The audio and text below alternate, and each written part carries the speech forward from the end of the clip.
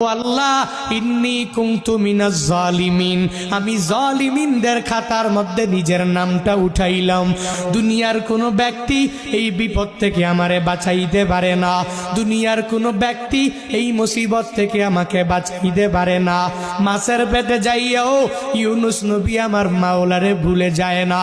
ইউনুস নবী যখন আল্লাহকে জানাইয়া দেয়, আল্লাহ লা ইলাহা ইল্লা আনতা, ও দয়ার মালিক তুমি ছাড়া কোনো ইলা নাই, তুমি ছাড়া কোনো মাবুদ নাই, তুমি ছাড়া কোনো মাসুদ নাই, তুমি ছাড়া ইবাদত পাওয়ার যোগ্য দুনিয়াতে কেউ নাই।